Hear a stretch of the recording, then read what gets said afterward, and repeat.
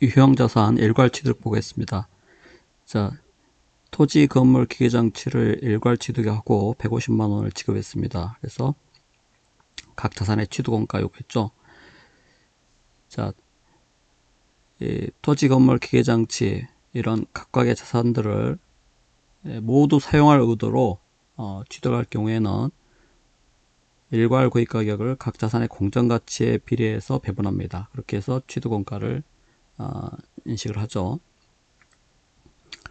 자, 우리가 이 금융자산, 금융부채 같은 경우는 최초에 공정가치로 인식을 하는 게 원칙입니다. 공정가치로 측정하는 게 원칙인데, 이 유형자산, 무형자산, 자, 이런 것들은 원가로 최초에 측정을 하죠. 그래서 이제 공정가치가 각각 토지, 건물, 기계장치 이렇게 주어져 있는데, 이걸 한꺼번에 취득해서 150만 원만 지급했다는 거죠. 그래서 이제 그거를 공정가치로 측정하면 그냥 공정가치로 이들 자산들을 측정하면 되는데, 이런 유형자산은 최초의 인식 시점에 측정할 때 원가로 측정하도록 되어 있습니다.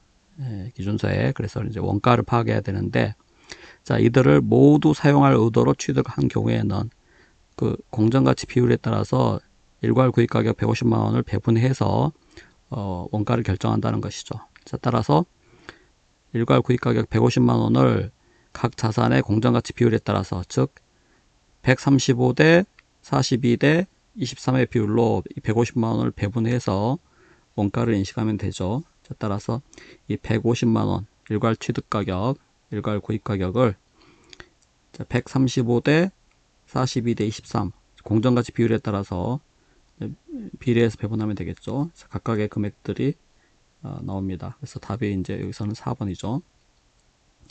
자, 근데 주의할 점이, 자, 이 일괄 구입한 자산을 모두 사용할 의도로 취득한 경우에는 공통 취득 부대비용까지 포함해서 그 일괄 구입 가격을 그 취득한 자산의 공정가치 비율대로 배분해 주면 되는데, 자, 이때 당연히 개별 취득 부대비용이 발생하면은 그것은 각각 개별 자산의 원가에 포함을 시켜야 되겠죠.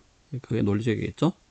개별적으로 발생하는 취득 부대비용이 있다면 그거는 개별 자산의 원가에 별도로 포함시켜 줘야 되고, 그게 아니고 이제 일괄 구입했을 때 공통 취득 부대비용이 발생한다면 그 공통 취득 부대비용까지는 포함시켜서 각 자산의 공정가치 비율에 따라서 배분을 합니다.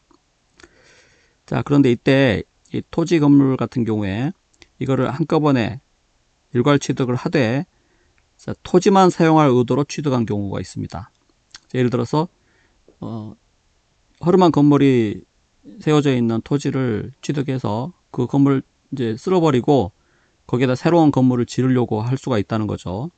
이제 그런 경우는 구입한 토지 건물 중에서 건물은 이제 없애버릴 의도가 있는 거니까, 즉 토지만 사용하려고 하는 거니까, 자, 그런 경우는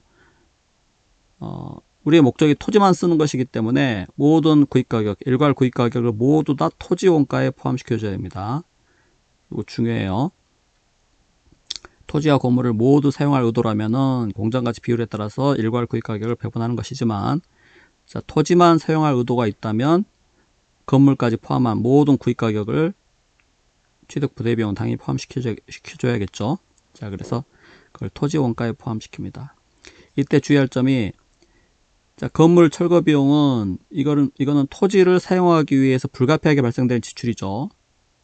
그 건물은 필요 없기 때문에, 불필요하기 때문에 쓸어버리고 그걸 철거해야만이 토지를 사용할 수가 있죠. 자, 따라서 건물 철거 비용은 토지를 사용 가능한 상태로 만들기 위한 불가피한 지출이므로 그런 경우는 건물 철거 비용은 토지 원가에 포함시킵니다. 이때 철거 시 발생되는 여러 가지 자재들, 뭐 부산물 판매 수익이 있다면 그거는 그 원가에서, 그 철거 비용에서 차감해 줘야겠죠. 그래서 차감하고 그 순 철거 비용을 토지 원가에 포함시킨다는 거 주의하시기 바랍니다. 자, 그래서 이렇게 경영자의 의도에 따라서 모두 사용하면은 공정가치 비율에 따라서 배분하고, 토지만 사용하면은 일괄 구입 가격을 토지 원가에 포함시킨다. 꼭 기억해 두시기 바랍니다.